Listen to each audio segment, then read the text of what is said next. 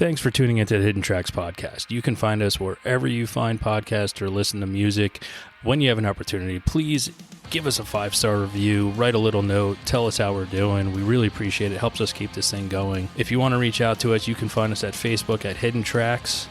Instagram is at HiddenTracks99, and if you'd like to send in submissions or talk to us or give us any feedback about what we're doing, our email is myhiddentracks99@gmail.com. Thank you so much again for tuning in, and I hope you enjoy the show.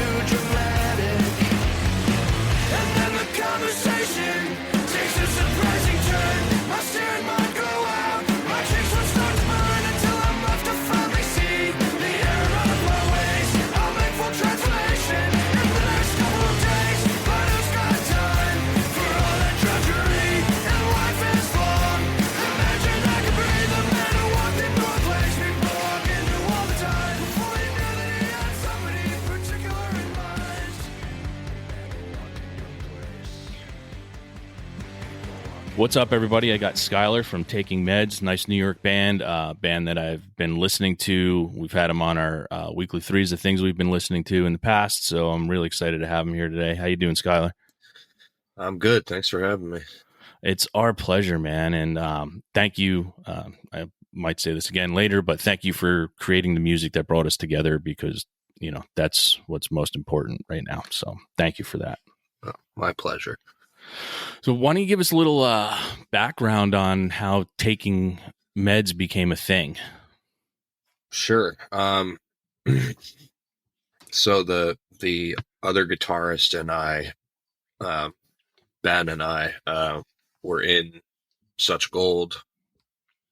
I joined Such Gold. He was already in the band, and I joined in 2011 and left in 2013. And right before I left,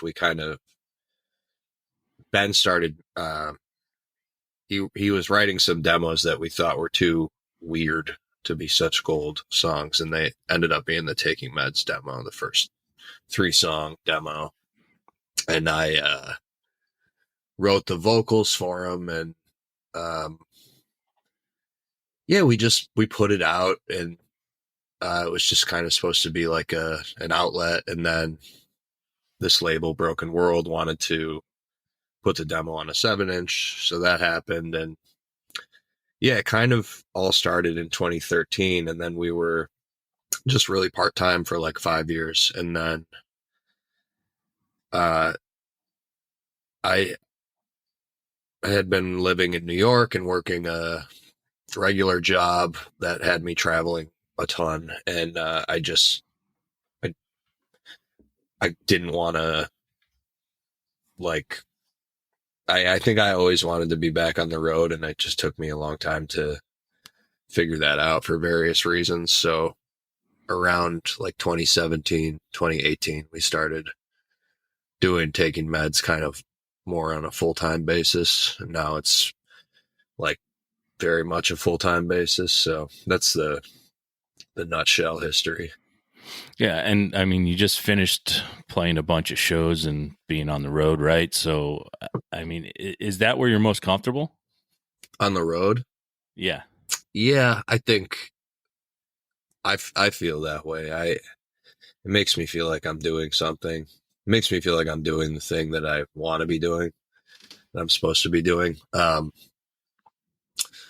Yeah, I mean, it's, you got to be careful with that stuff because it's like, it drains the life bar of a band. I'm stealing that phrase. I just had a friend say that to me yesterday. But you gotta be careful with that stuff. I mean, you can't just like live on the road. But I mean, that's, in my opinion, and there's different ways that bands make money, and there's obviously different kinds of bands out there. But in my opinion, that's the best way to reach people, and it's the best way to make money, and it's what you're supposed to do when you're a rock band. So. And I mean, you live in a good city to be able to get in front of a lot of different people all the time, though, too, to be able to play in front of different groups of people. Well, so I should clarify. Um, a lot of people think that we're from New York City because I lived there for like 10 years, but Did you move back? I'm in Rochester. Yeah. Okay. And Ben's from here. So we're kind of Rochester based right now. Okay. I knew you were Rochester, and then I knew you lived in the city, so I didn't know. And Rochester's popping right now, though, with music, and it has been It's been a small pocket of really good music that people, you know, a lot of people throw the New York on it because it is New York, and you might get a little more coverage. But if you say Rochester, people will be like, well, you know, there's a lot of different Rochester, so people don't always know. But there's been a good music scene up there for quite a long time. Yeah, some people don't know where it is. I mean, also it's worth mentioning, like, depending on the genre you're talking about, like Syracuse and Buffalo have, in certain genres, have contributed more to like the history of like hardcore, for example, than Rochester has, in terms of, recognizable names and stuff. But yeah, it's interesting, man. Like, some people don't even know where Rochester is, and man, it was really funny. Even living in New York City, it was funny because people would be like, "Oh, okay, I got a cousin in Rockville County," and I'd be like, "No, like this is like up by Canada," and they'd be like, "Oh, so mad far." I'm like, yeah. It's like a 6-hour drive. Yep. I think it's Rockville County there. Whatever. They would think I meant like Westchester or something like that. People have, I guess a lot of times they don't teach geography very well. And people don't understand either how humongous New York is. Like, it's huge. It's gigantic. From corner to corner, it's like a 9.5-hour drive if you go from the furthest 2 points. I just realized it's Rockland County, not Rockville County. I guess it is early. Yeah, and Rockland County is directly across the border of New Jersey, like that close. I used to go to this Holiday Inn in Rockland County in the summer. I would drive up there and just walk in like I was staying there and just use the pool. It was awesome. Was it right off of 87? Yeah. It was great. They didn't care at all. Yeah, I know exactly where it is. Actually, I don't know if it was off 87. It was in Orangeburg. Oh, that's a different one then. I know it was a straight, because I think 87 goes runs up the east side of the Hudson. It splits, but because it takes you to the Tappan Zee, or it'll go straight up like to Albany and run up that Hudson way. Where are you from? Northern New Jersey, on the border of New York State. So, okay, cool. Yeah, that's right near Rockland County then. Yep. Yeah. That's a cool area. So for you, and playing in bands and doing this, taking meds and taking it to another level and putting all your energy into it, did you see a major difference from when you were just releasing some music, when you weren't taking it fully serious, to when you are taking, putting everything you have into it now? Like, Memory Lane came out recently, fucking killer track. And I think I saw, by following you guys for a while, like the difference and like the jump that came from, Terrible News from Wonderful Men, which is just a killer fucking album, like absolutely amazing. Thank you for that album. But did you see a difference when you focused more of your energy into the band? I think it's like, you definitely can see a difference, but it's like, for me, it's like a thing where I would probably have to like actively kind of practice that, kind of like how people do like gratitude practices, like you don't notice it because you're like there the whole time. So everything feels a little more static than it is, like I think it's probably easier to notice from the outside, like, oh, more people are talking about this band or whatever, because I'll be honest, it's like this, in my opinion, this pursuit becomes like very validation driven, and you're kind of chasing a dragon the whole time. So you're like, even when you're having people notice, you're like, well, it's not enough. Somebody else is always doing more. And I'm just, I'm just like letting you in on like how my brain is working a lot of the time, which is not a pretty thing, I guess, but it's like, it's hard to notice that stuff. But at the same time, like, yeah, there's obvious changes, like getting bigger tours or whatever, that you're like, yeah, the band is growing. It's just, some bands grow really fast and others grow gradually. And I think we're probably in the second camp. And to be perfectly honest, though, if you watch, bands that grow gradually, there's more to it. The bands that blow up and get too close to the sun burn out real fast, right? That's just the nature of the beast. Sometimes, for sure. I mean, that's definitely a risk. I mean, the other thing I'll say is, like, I don't know, man. I notice you notice new things about this kind of thing all the time when you're thinking about it all the time. And like, cause like, to go back to the question you just asked, like when we put the demo out, then we didn't fucking do anything. We were just like, yeah, we put it out. Like, it was just supposed to be an outlet. And then like the first time we played shows, it felt like nobody should be there, and people were there because there's like a scarcity thing. So people are like, oh, that band is playing, like, we got to go see it. And it's new and it's cool. And like, so that kind of works. Sometimes not playing like works in bands' favors, or you'll see like, I mean, Super Heaven like broke up because fucking, I don't know. I don't want to talk about other people's business, but I've talked to those dudes, and it's like, yeah, people weren't really coming to our shows toward the end there, and they broke up, and now they're like selling out big rooms. Yeah.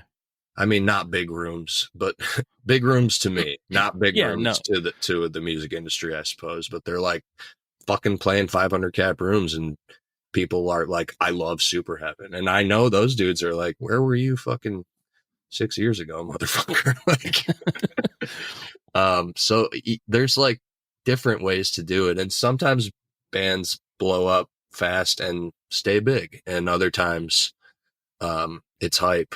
And it goes away. If if you're good and you know what you're doing, like if you're good and you're good at playing the game and running a band, then you won't burn out, Yeah, but and it's in still hard. today's landscape though too, I mean, you start putting out music, it's so hard to fucking find the stuff, right? Unless people know about you, it's so, unless you fall into some category or some playlist in this world, or you follow people's trajectory from band to band, it's really hard to navigate that landscape of music to find something you like, and to find something new and exciting. And that's a lot of the times where I struggle. I mean, I'm running a show called Hidden Tracks, and I feel bad calling it that at times because all I want to do is get the music that I love out there more, so people don't have to dig through the minutia and the bullshit that's all out there to try to find music. But it really is, even for me who spends 5 hours a day on music, it's really hard to get to something, and something that excites you constantly. Yeah, I mean, it's interesting, man, because I remember doing that too, like just being like, I would just go, I mean, as a kid, I would just go through like similar artists on Last FM, or before that, I would just go through people's MySpace friends and just listen to every band, shit like that. You know what I mean? And I don't even, since I'm like so inundated with music, and also just like the kind of little scenes and groups that I'm in, I'm like, if anything, I just listen to old music because I just need to get away from it sometimes. So I don't even know how you do it anymore. Like, because Spotify, I mean, I think Spotify makes it really difficult to um, search for like similar sonic artists. Like Yeah. I don't find that their playlists are well curated in that way at all. It seems to be like strictly based on similar listeners or like similar social groups, and it doesn't No, always work for me. definitely. I mean, you bring up finding music when you were younger. I mean, when you were younger, what was it that brought you to music? As a kid, you had there's something that just captured you and started you on a journey. Do you remember what that was? Yeah. My on my mom's side, she has two sisters who are like a good bit older than her, like 13 and 15 years older than her. And so one of their sons, one of my cousins, was like in his late 20s when I was a little kid.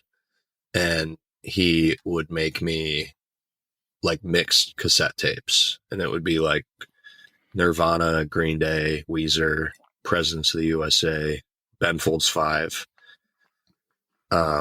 Those were like the big ones I remember. Chris Isaac. He just put on whatever he liked. And it was mostly like the punk and alternative of the time.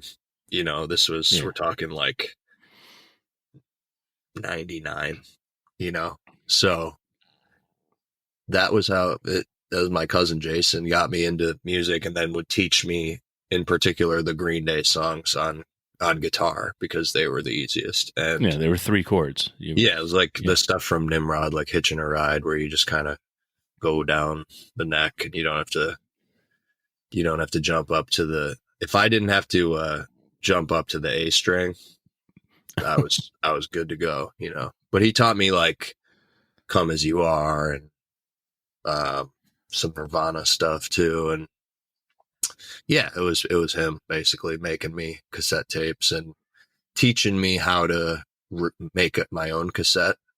So then I would record stuff off the radio, and hoping the DJ doesn't talk over the last 30 seconds of the song. Yeah, it's interesting. I don't remember that ever happening, but they do that a lot. So yeah. And then, eventually I would, and whenever I could get a little bit of money together, I would get a CD of a band that I liked or a band I was interested in. Do you remember the first time you found something on your own that you were like super stoked about and started changing the way you've heard music instead of being it shoveled down your throat by the radio? Like that first time you found a band that you're like, I don't know if anybody knows these guys, and you were really excited about it. Well, right as I was like, I mean, as soon as I learned guitar, I immediately started a band. What was the name of that band? God. It turned out to be called Random Establishment, and it was just like a child punk band. We were like 11 and 12. I think we had some other names before that. I don't remember what they were. I love that name, by the way. I mean, for 11-year-olds, that's a great fucking name. I thought it was really cool. I feel embarrassed saying it now, but I was also a child, so the ones before it were probably worse. But anyway, we did that. We started that in like 2000 or 2001, and then that was the year that Napster kind of became a thing for everybody. So then I started discovering music really quickly. But I'm trying to think of an answer to your question, because I was definitely still like, that was also the time that we started hanging out at the mall and shit. So you would see like Rancid or Anti-Flag or like all the shit, the bands that they were really selling at Hot Topic at that time. And like the mall punk kids were wearing patches and shirts of those bands. And I was like, so I would see those and download it. So I'd find out about bands that way. Trying to think, man, like, honestly, like,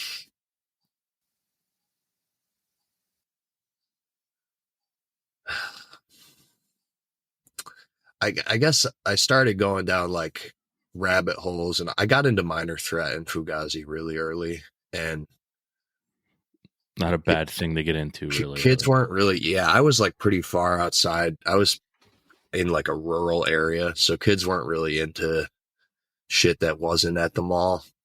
And like there obviously wasn't Minor Threat and Fugazi stuff at the mall, at least not back then. So that was something. I found out about like Modest Mouse from Escape magazine pretty early on, but that band popped off towards the end of me being in middle school. Good News came out. What else? Bad Brains. I always go back to Ben Folds 5 because nobody really liked that band, but my cousin showed me them, and I still think they're such a great band. I was listening to it in the van the other day, and our bass player was like, I can't believe you like this. And I was like, he wasn't saying it was bad. He was just like, this is like piano rock. And I was like, yeah, there's something different about it. It's so good. They just go so hard. There's something different about it. It's not fucking Elton John or Billy Joel. It's dude, the bass is distorted as fuck. And sometimes he's literally just hitting the keys with the palms of his hands. And like, he created his own genre. And big. It's completely different. I have right here in the studio, Ben Folds has given me the finger on a poster. So like, trust me, I feel you with Ben Folds. Like I try to explain to people, like it's its own thing. Like there's nothing else like it. I mean, I think Something Corporate tried to be a little bit like him. I think, there were some bands who tried to emulate a little bit of what he did, but I mean, he really is his own thing. I saw Something Corporate when I was around this time. I was very young, and it was Halloween, and the singer dressed as a baby and wore a diaper. Yeah. It was never my bag, but I remember him wearing a diaper. So being 11 and you're already in a band, coming up with band names. I mean, what was the motivation at that time, at such a young time, to continue going on and to continue doing things and playing music and playing in front of strangers? It's the same as it's the same as it is now. It took me a while to realize that you have to like um, you have to go against like certain expectations that, you know, parents and people have of you, especially, you know, being from the suburbs and having parents who like want what's best for you and shit. A lot of times they're like, yeah, I mean, you probably shouldn't be a musician, man. You should probably get a job, you know, it would be a good idea. And, you know, we've dedicated our lives to raising you and whatever, you know what I mean? But like, so I always wanted to do this. But I definitely like when you're young, you think you have a lot of time and you think that everything's just going to work itself out. At least I did. So I went to school for like some bullshit and thought I would I went to school for like political science and philosophy, and I was like, oh, I'll get a degree, and you know, maybe I'll teach, and like I'll just be able to do everything that I want in my life, you know. And also, like, meantime, I'm developing like a genuine drug and alcohol problem, and I'm just like, I just always had this attitude of like, yeah, I'll figure it out.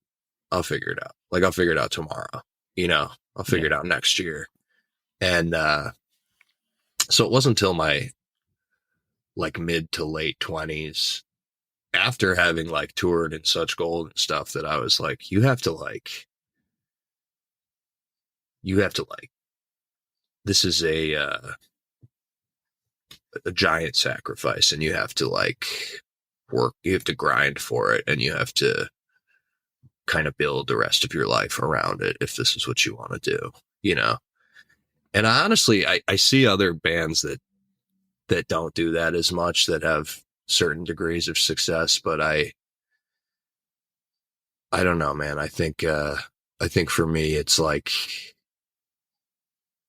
I don't know if I'm too caught up in the control of it and I can't let go, or if it's just the way I have to do it. But you have to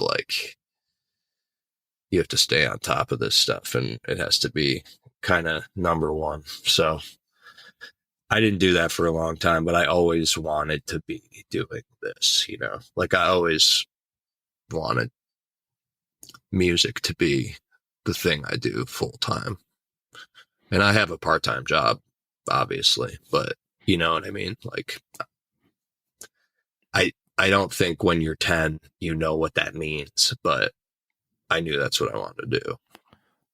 I mean, you brought up the work aspect of it, and a lot of times I think it's taken for granted by listeners. I don't think people who haven't done it, haven't tried it, haven't put any effort into it, understand what it truly takes and how much hard work it really is.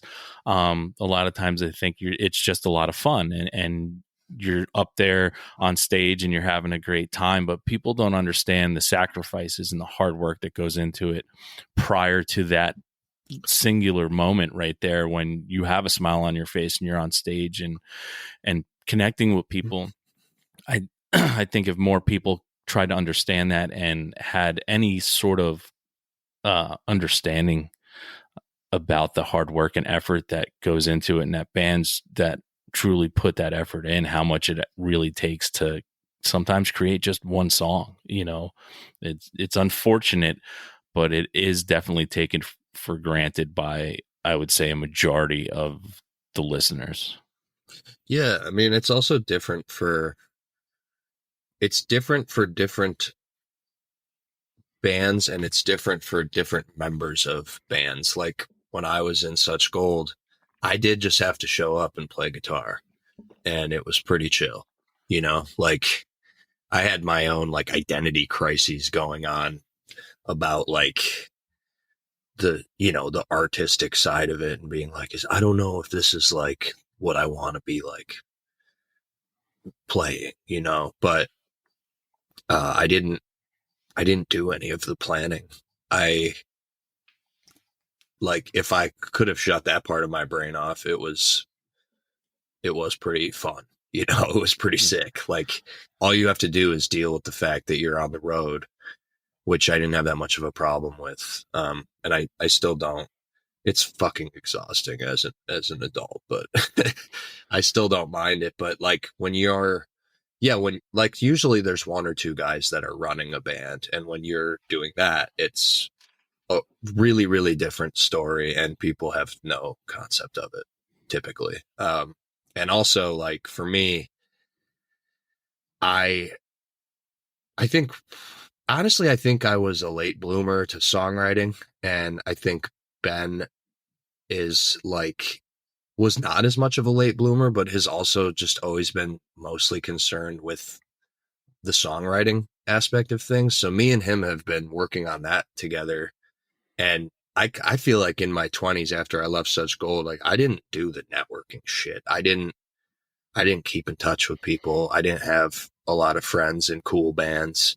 And we basically just like worked on writing songs together. And then I would get drunk. So like, I'm not trying to say like I've had it really hard, because I made it hard for myself is what I did. But when I was like 28, I was like wasn't starting from scratch, because people were like, "Oh, you're in Such Gold, that's cool," But like, that's it, and like I was pretty much starting from scratch. Like, so I'm like, yeah, I've just been like doing what a lot of kids do when they're 19. I started doing that at 28, like building something, and I see dudes who are on like their third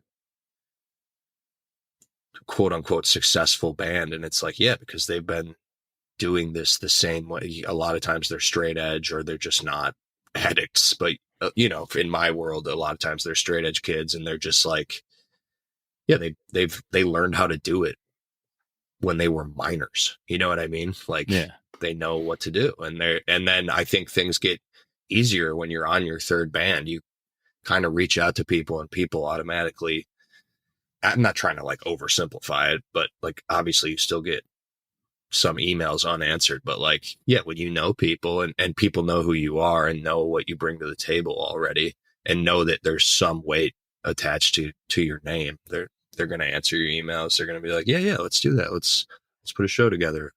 Yeah, let's whatever, Oh yeah, send me your demos. Oh yeah, this is cool. Yeah, I'd like to put it out. Let's do a tape. Let's do a 7-inch. Yeah.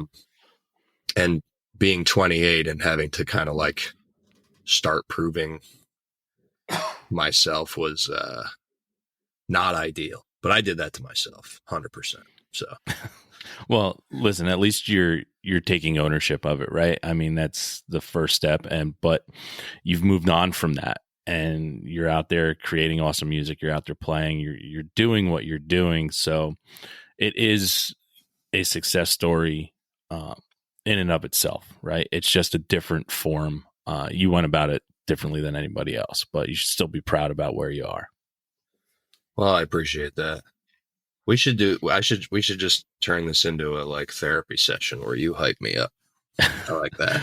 Well, this is what it really is, man. For me, like, this is my therapy session. You brought up being on the road and traveling. That's what I do for a living. And it's exhausting. It really is. It's exhausting. You called me last night, and I just, gotten in from fucking Cincinnati or what do you do? I'm a director of sales for a company. So yeah. So like before I started taking meds, I was like a field service technician for like a third party tech company. So I was fixing like medical equipment.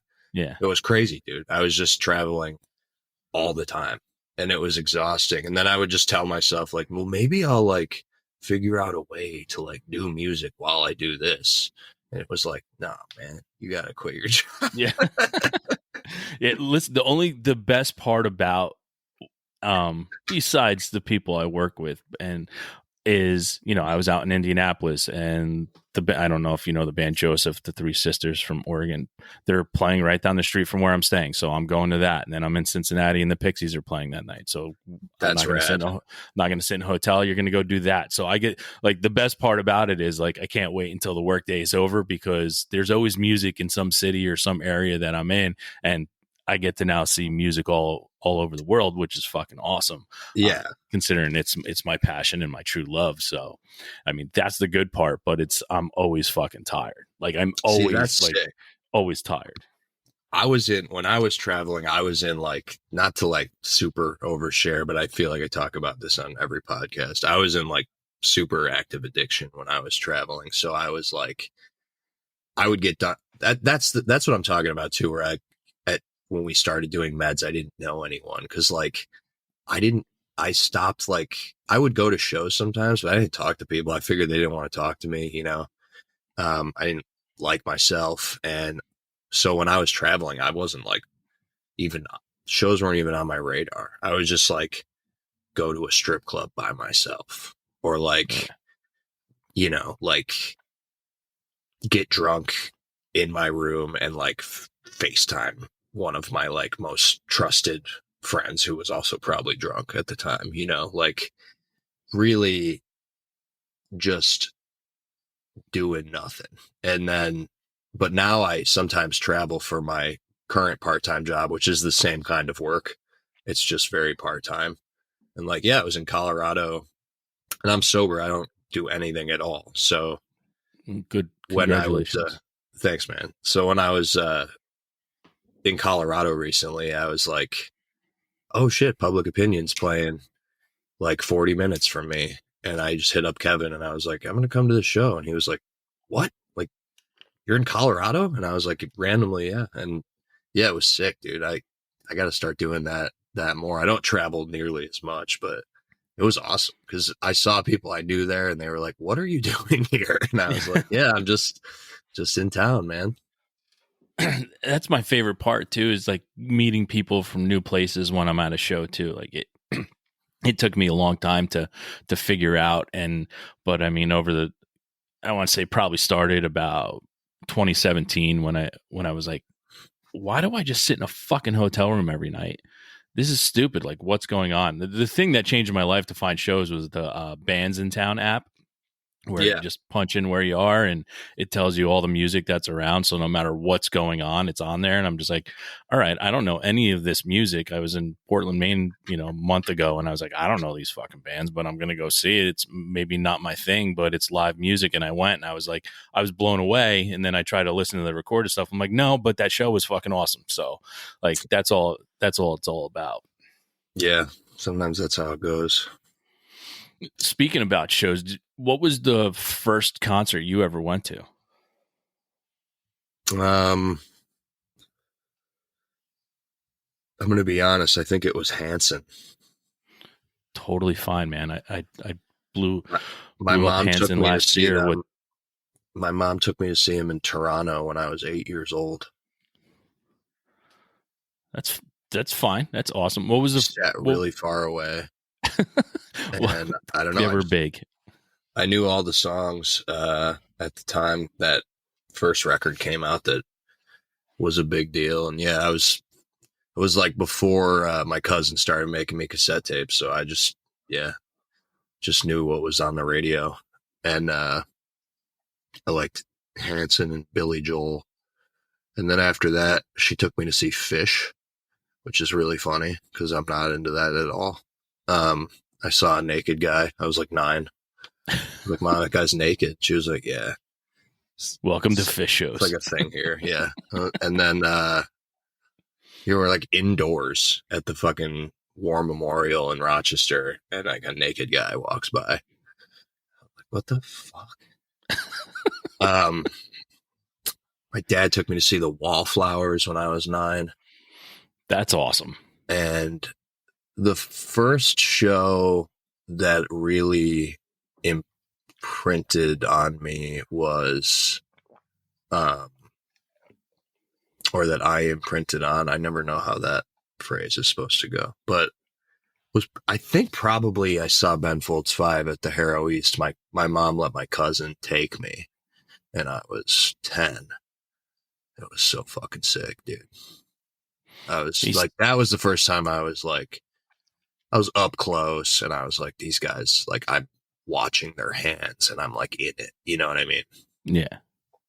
You're discovering, You're watching someone else, and you're in Yeah. that discovery period, which is Like Hanson, I mean, I vaguely remember because I was 8, but you're just kind of in this big place and you're hearing the sounds and you're surrounded by like screaming girls. And it's kind of crazy because I don't think I've ever been to a similar show to that since.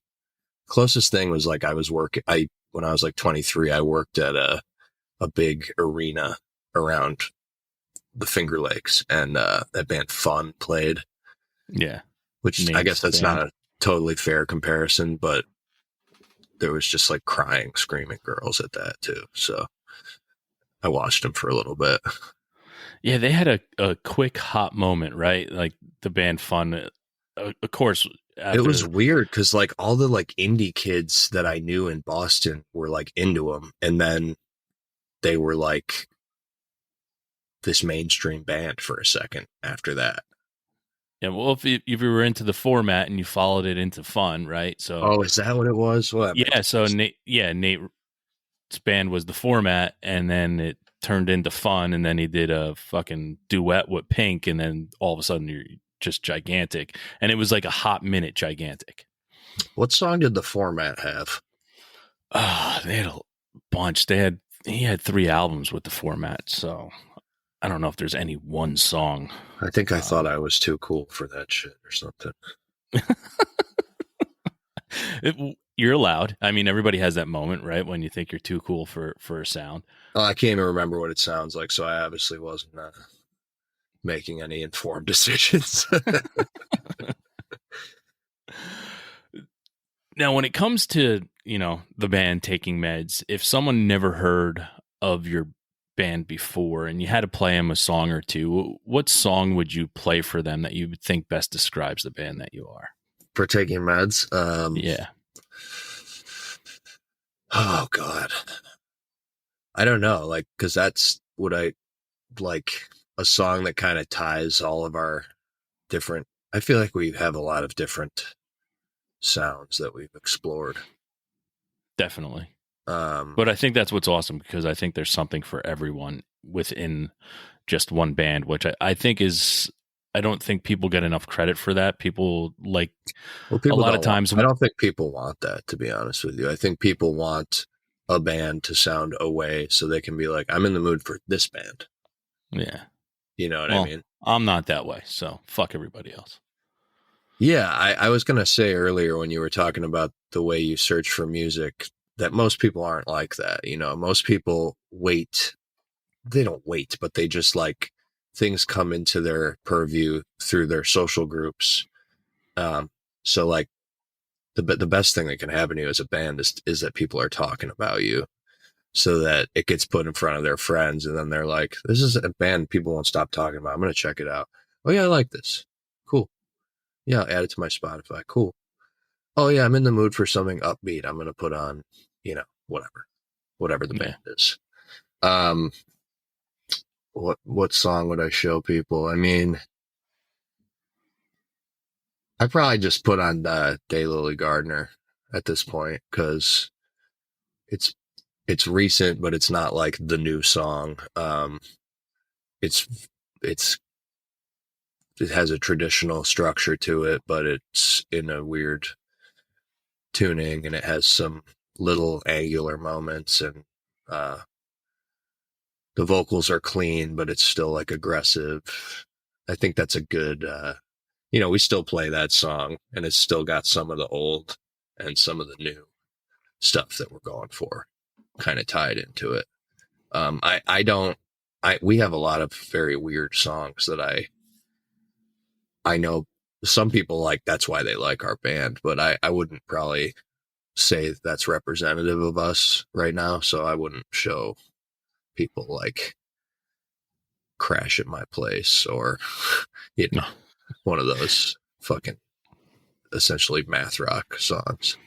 Yeah, well, it's always hard to figure out what someone else's tastes are, right? So, and that question that I ask a lot of people, you get a lot of different answers and reasons why they would pick it. And it's one of those, you don't judge a book by its cover, but a lot of times I'll look at the person and be like, okay, I think this is the song you're going to like. Yeah, I mean, and I am trying to. We are like trying to make more. I don't want to use this as a derogatory, because people often do, but like, I mean, it is a derogatory word to say like more homogenous albums, but I think more like albums that have a more unified sonic theme would be a generous way to say it. But I honestly think that that's good, and even as a listener, I enjoy that. I also enjoy. I know what it's like to be like such a fan of a band that you like when they make an album that kind of explores all over with stylistically. But right now, like, I genuinely want this to be the thing that I do, and I think people like albums that have sonic themes. You know what I mean? So we're trying to get better at doing that right now. Yeah, and honestly, when it comes to stuff like that, I've talked about this before, but there's some comparisons that I put it to, and I'll put it to like movies, right? If you take Pulp Fiction, and the movie when it came out, it was awesome because it was different and it was unstructured, right? It wasn't this whole thing. And then somebody cut the movie in the sequence that it would normally play, because since it was all over the place, and the movie wasn't good when it was sequenced in a format that it just flowed correctly. Just like sometimes albums, I like when it's unstructured and there's different fucking tones and different sounds and different songs, and it doesn't make this one flowing, here's one song that goes from 1 to 10 on a track listing, where you're like, sometimes you don't know when the next song actually started because it starts to come together. Sometimes I get pushed off on that. I'm just like, all right. So I couldn't tell what song was what because it all flowed together. I'm like, yeah, some people absolutely love that because that's what they fall in love with. I'm just an opinionated asshole. I like what I like. I'm not ashamed of being like, hey, I love how on fucking track 4, all of a sudden the entire fucking album changed. And then on track 7, the entire fucking album changed again. I'm like, fuck, that's awesome. Yeah. And I mean, don't get me wrong. You certainly don't want like an album where the songs are indistinguishable from each other because you genuinely only know how to make like one sound. Like, yeah, because there are definitely albums like that, and they're boring for sure. Yeah, there's bands that 3 albums in a row, I couldn't tell you the difference between the 3 albums. Like, but I will say this, like, and I have like a lot of opinions about Ryan Adams musically because he makes a style of music that I'm very into, but I don't particularly like him. And that's like my biggest gripe with him is like he'll do a record and he'll just be like, this is the honky tonk track. This is the fucking folk track. This is the track that sounds like Crosby, Stills and Nash. And I'm like, I see what you're doing, man. Like, why don't you just find your own sound, you know? And I know people will disagree with me that Ryan Adams can't find his own sound, but in particular, one of his albums in particular makes me feel that way. And that's always my fear with, I mean, that's a little bit of a stretch, but my fear with Taking Meds is like, I don't want to explore so much that we aren't developing a sound, because developing a sound is important for a band to do. And it's something I'm interested in doing. Well, I know your sound when I hear it. So, well, that's another thing is I can't have that perspective because yeah, so that's I good. understand. That's good to know. We talked about a couple, a band that you mentioned over and over again, and so it might be the answer to this question, but is there a band that you constantly turn to, when you need something, when you're looking for something, that just never lets you down, that's always there to pick you up when you need it or to bring you down when you need to be brought down? There's a lot, and I mean, it changes.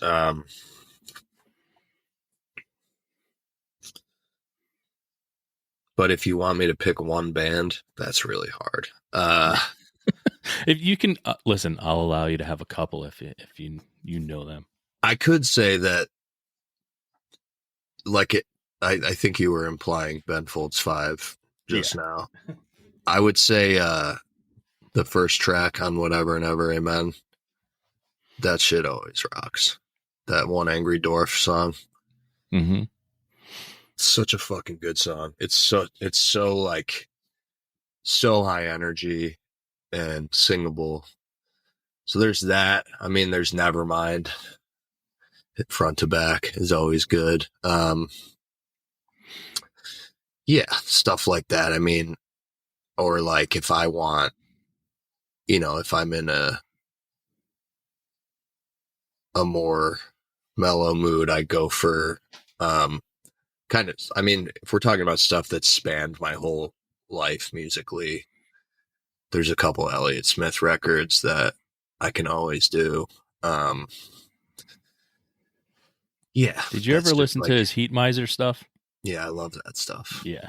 I love, in particular, the songs that he sings that were later like either on Elliott Smith records or like Elliott Smith B-sides, like listening to full band version of Christian Brothers or what are some of the other songs he does. It's cool to hear them played as like a full kind of rock band. Yeah, that was my one of the things I'll never forget. Clothes, man. God, that song is so good.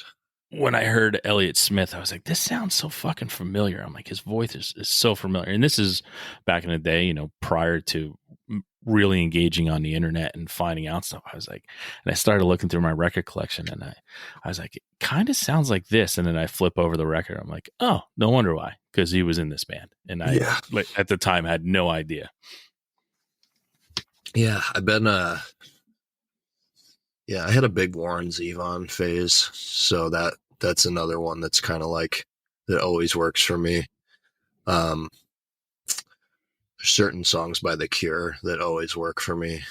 I got a big day coming up, going to see The Cure for the first time in my life. So I am fucking excited. It's not the first time for me, but I'm going in Atlanta and I'm very excited. Nice. Yeah, I got them Tuesday at MSG, so I'm fucking super stoked. I saw them there in 2016 and it was so great. Yeah. Why Can't I Be You is like probably my favorite Cure song, which is a funny choice, but it's just, again, like that song, how can you not, like, just makes me want to dance. And they got to the end of the show and I was like, all right, they're not playing it. Because it's like it could go either way if they play that song, and they're in the encore and I'm like, all right, they're playing fucking Fascination Street. Like they're not going to play it. And then they played it last. It was the last song they played. And I freaked out. Yeah. That's always, I had that moment a couple of years ago where seeing Pearl Jam for the first time since 92. That's sick, dude. I've never seen them. I would love to see them. So I'm just sitting there and I'm counting the hours. I'm like, yeah. I'm like, they're not gonna play State of Love and Trust, which to me is one of the best songs they ever did. And I'm like, they're never gonna play it. And I was like, all right, they're not going to play it. And I can hear them kind of winding down. And so I start to walk away and I get up onto the boardwalk, the Jersey Shore. And then all of a sudden I hear the opening thing and I just run. And my wife's like, whoa. And I just run. I'm like, fuck yeah. I'm like, because they rarely ever play that song live. And I was just like, holy shit. And I just started to run and it was the last song. Same thing. It was like the last song they played. And I was like, fuck, man. Damn, that's awesome. Another one that I can always put on is the Smiths. Like I can put on any Smiths record and just go. It always works for me. And most Morrissey material always works for me too. All that stuff just is very, it works for any mood that I'm in, All right. So cool. That's another answer. Yeah. They're just kind of flowing through my head now. There's obviously a lot. Yeah, if someone were to ask me that question every single day, it'd probably be a little different every single day. So Sure. I get it. Now, is there something that you listen to that people would be majorly surprised to hear that you get tons of enjoyment out of listening to? Yeah. I mean, another answer to this question would be like, I could put on like John Mellencamp and feel great anytime. I'm with you, man. Dude, Mellencamp so is I mean, it's got to be the bangers, but like they're so fucking good. yeah, he falls into that category that when I first started the show, I used to have the category of overrated, underrated, the same band, and he was one of those people that I would say like, yeah, he's extremely overrated for the music that was popular. But if you go and listen to his catalog, like I think he's underrated in a way. And there's a lot of bands out there that I had always said, I'm like, yeah, they were overrated because they were overplayed. Like their hit stuff was overplayed, but the shit that is, maybe you never heard is just so underrated as an artist. And he's one of those. He's just so fucking good. Eddie Money is another one.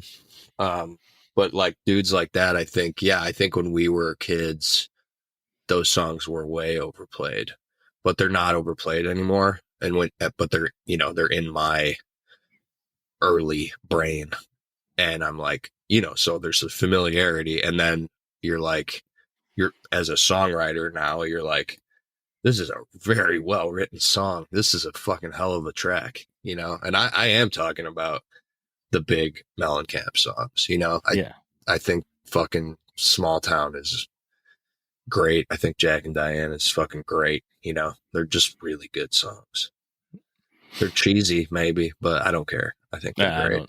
I don't think cheesy's in a vocabulary anymore when it comes to music. It's either good or it's fucking not. Like, and if it hits, it hits, But yeah, that would be an answer for me. Or there's some 70s rock stuff that I think might surprise people. Nice. That I like. Yeah.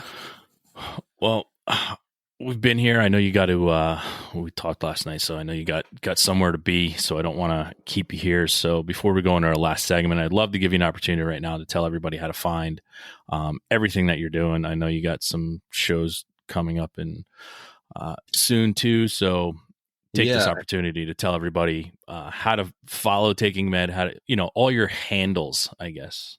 Sure. Yeah.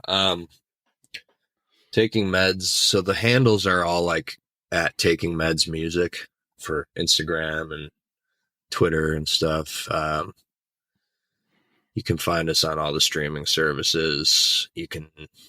We're on Bandcamp, all that stuff. I do another project called Growing Stone, which is like my solo project. It's kind of more in the Elliott Smith vein, I guess, the general singer-songwriter vein. That is, I think, Growing Stone Music on Instagram. But that's on all the streaming services too. I do a hardcore band with Ben called Who Decides. Do another project with my friend George called Highway Sniper. You just type that shit in, you'll find it. Yeah. So you're not busy is what you're saying. You sit around and do nothing. Yeah. It's funny because a lot of this stuff kind of started during the pandemic, and then when things pick back up, you're like, fuck, I'm doing too much stuff. But yeah, I stay busy. I'm very focused on Taking Meds right now, so it's not as crazy as it might sound in terms of the split duties. But it's crazy enough. Yeah, but for Taking Meds live, if you're in the New York area, we're playing at Meadows with 7 Seconds on July 23rd, I believe. Jive Bomb is on that show too. So that'll be a cool show. A little bit bigger room to see us in. And then Then at the end of the summer, like early September, we got some shows in the Northeast with the Smoking Popes and some Midwest stuff with Born Without Bones. It's doing a 10-year anniversary run for Baby, and we're on a couple of those. So that's what we got awesome. coming live. And then Furnace Fest, obviously, and then staring at my Furnace Fest VIP badges from 2 years ago. So right now. Are you going this year? No, I'm not. It falls in an area where I have so much going on. That's like wedding season, isn't it?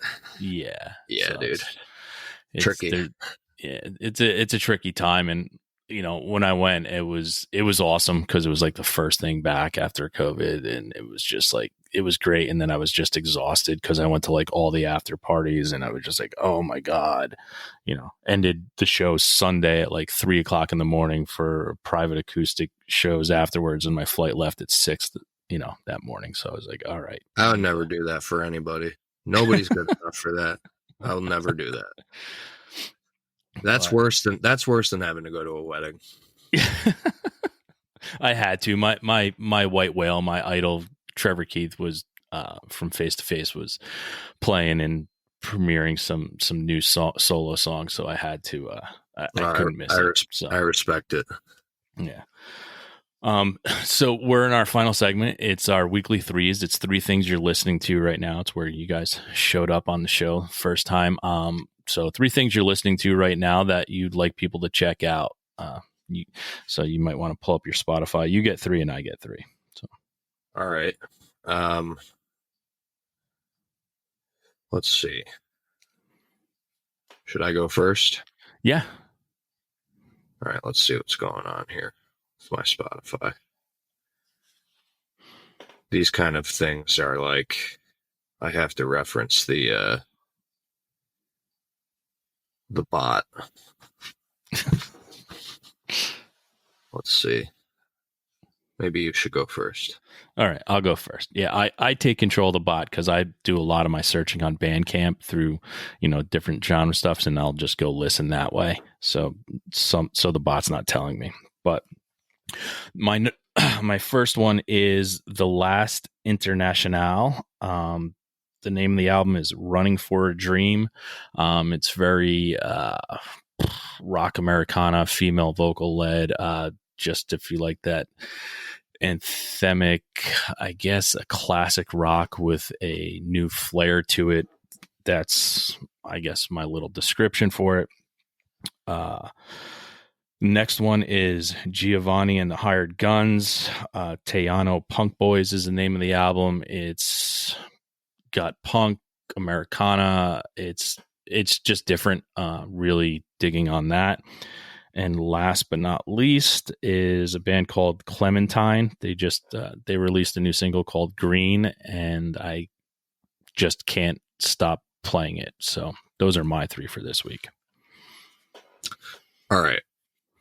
We're gonna go through what I was listening to towards the end of this tour. There's a band called The Lilies. Their record, Brief History of Amazing Letdowns. Our bass player kind of put me onto that. That came out in 93. I've been in like a huge Stone Roses phase. Mm-hmm. But I started listening to some of the stuff that came out before their self-titled for the first time recently, and that's all. It's just singles and stuff from the 80s, but it's all on a compilation called Turns into Stone. So that's really good. And then let's see. This is gonna be like, oh, you know what? That new the new Daisy. I guess, I don't know if it's an EP. It's 8 songs, but the new Daisy release is called Other Body. Daisy, Dazy. I don't know if you've heard of them. Yes, I have. So good. That just came out this year on Lamo, and I think that it is for my current where I'm at tastes and just quality wise, the best thing that's come out this year. So nice. Awesome. That's where I'm at. Good 3. Well, Skylar, thank you so much for being here, having a nice little therapy session for us both. I appreciate it. Thank you again for creating the music that brought us together, because that was the important part. That's how we get to meet new people and make new friends. So thank you so much for creating the music that you have and continue to make. And you got a fan for life here, and I can't wait to get out on the road and see you soon. Well, you're too kind. Thank you for having me, man. I appreciate your time. This has been cool.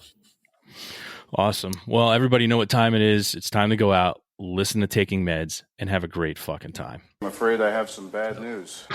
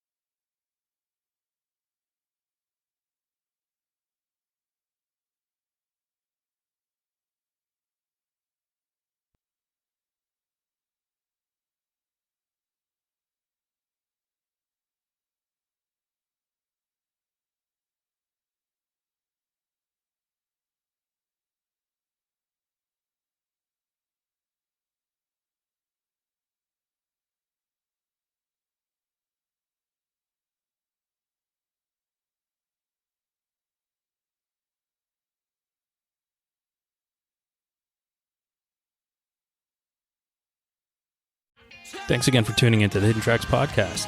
We hope you enjoyed this week's show. Don't forget to follow us on Instagram at HiddenTracks99. Also, send all your submissions myhiddentracks99@gmail.com. Tune in next week. You may find your new favorite band.